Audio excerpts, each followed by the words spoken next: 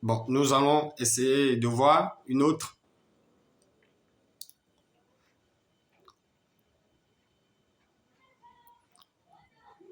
Il y a un problème technique qui s'est passé, mais excusez-moi, il ne sait pas.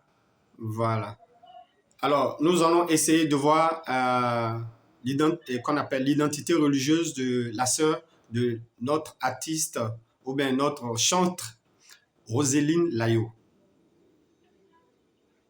Roselyne Layo est officiellement une chrétienne évangélique et est baptisée dans celle-ci, sauf que l'église où elle est baptisée n'est pas connue.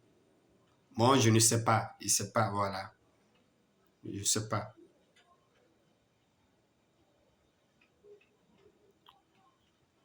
Elle a fréquenté l'église baptiste Œuvre Mission et est actuellement sous la spiritualité de pasteur qu'on appelle Wilfried Zahui. Voilà. Bon, il y en a qui disent aussi qu'elle fréquente Monet. Monet est une femme, une prophétesse qu'on appelle Monet. Je la connais très bien, cette femme. Peut-être qu'elle ne me connaît pas. Je la connais très bien. Bref. Donc voilà l'identité au plan religieux des deux femmes. On peut continuer. Ça vous dit quelque chose? D'accord. 3. Leur profession. Nous allons parler donc de la profession des deux femmes, des deux stars, pour voir un peu si c'est qu'on appelle compatible en fait. Angélique Kidjo, actrice, compositrice, chanteuse de jazz, rock, zouk, musique latino-américaine et la musique du monde. Excusez-moi.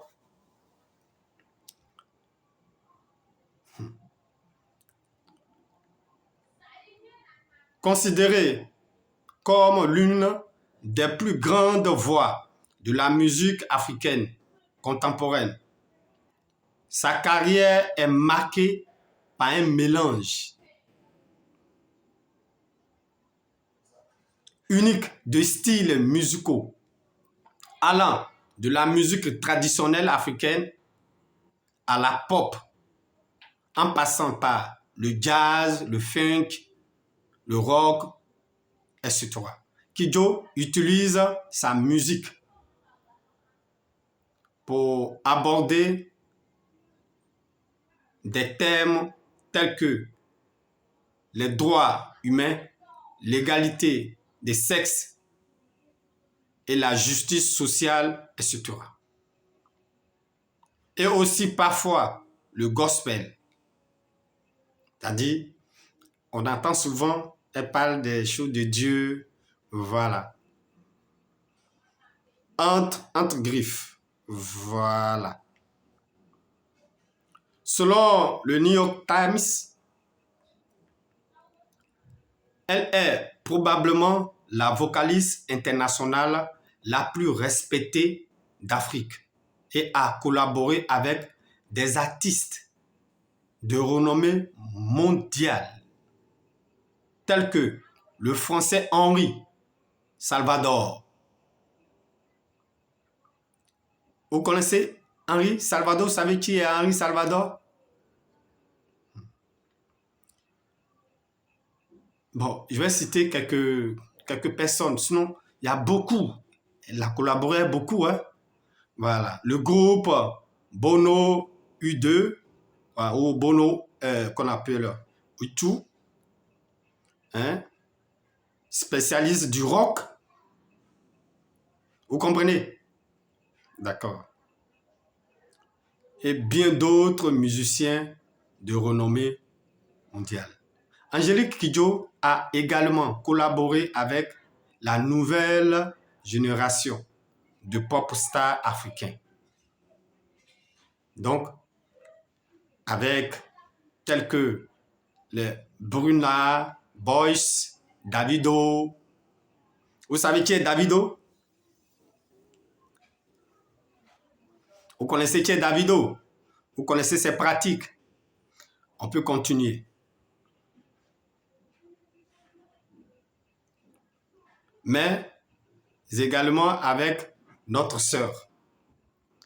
Notre sœur, excusez-moi, récemment avec notre sœur, Roselyne Layo.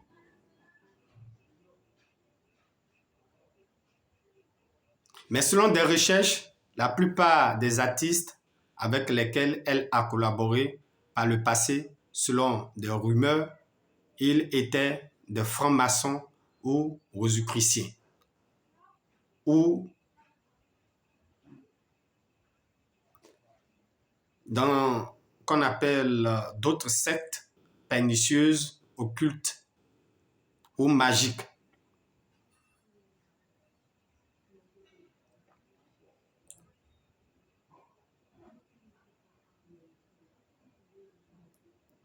Mais sachez que dans tout cela, dans ces rumeurs, il n'y a pas de documents. Hein. Il n'y a pas de documents, ce sont des rumeurs. Ce sont des rumeurs, les gens en parlent, mais bon. Mais comprenez que aussi, ces sociétés secrètes-là, il leur est difficile de révéler l'appartenance de leurs membres à leur sein.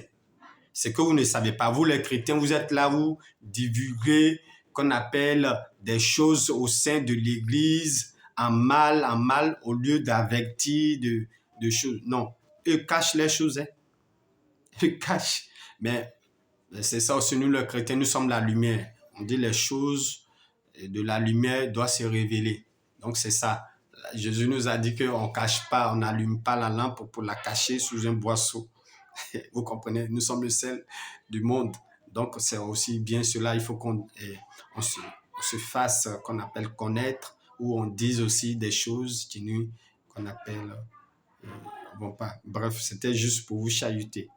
Alors, donc, voici un peu, il n'y a pas de choses, mais comprenez que ces personnes-là, ces sociétés secrètes-là ne disent pas réellement qu'on appelle les actions ou bien l'appartenance des membres. Hein, ils ne donnent pas l'identité. Non, non, non. Voilà. Peut-être tu peux voir un membre, l'un des membres peut venir à l'église, être musulman, mais ce sont des couvertures, voilà. Ce sont des couvertures. Merci.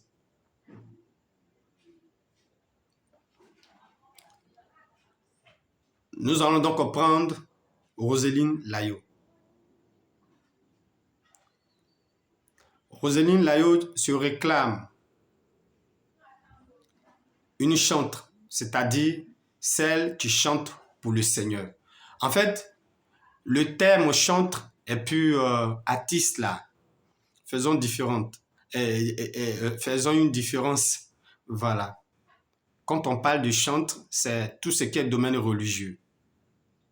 Et tu ne fais que chanter purement pour Dieu, pour la pureté, la sanctification, les exaltations, avertissement, prophétie, donc tout ce qui est Dieu, etc. Pas qu'on appelle tout ce qui est mondain. Non, non. Donc, ça sont des chantres. Du moment où vous voyez quelqu'un te dit qu'il est chantre ou qu'elle est chantre et qu'il y a des thèmes mondains qui sortent de son art, il y a problème. Donc, c'est pour ça que j'ai mis entre griffes disant, ou bien pas, je me suis exprimé par ce thème, une chante, c'est-à-dire se réclame. Voilà. C'est pas parce que on la connaît pas en tant qu'une chrétienne, mais c'est ce qui se fait là. Tu m'amènes à dire cela parce que Dieu n'est pas d'accord. Merci bien. Donc, cette qu'on appelle, elle se réclame être une chantre, c'est-à-dire quelqu'un qui chante pour Dieu. Elle est donc auteur, compositeur, interprète et fait la musique. Zouglou. selon l'information officielle de son art musical. Est-ce que vous comprenez un peu? Donc, vous voyez un peu, Rosalie Layoum, tu es une chrétienne. Mais sa profession là, on dit elle fait la musique mondaine, qu'on appelle le zouglou.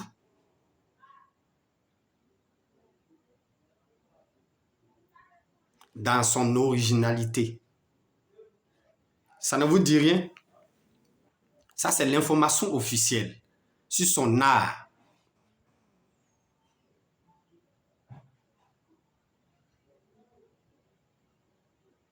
Ça, c'est sa profession.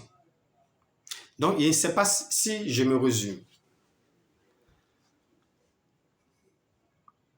Bon, je vais couper et je vais continuer. Dans partie, je ne sais pas, 3, voilà, pour continuer. À tout à l'heure.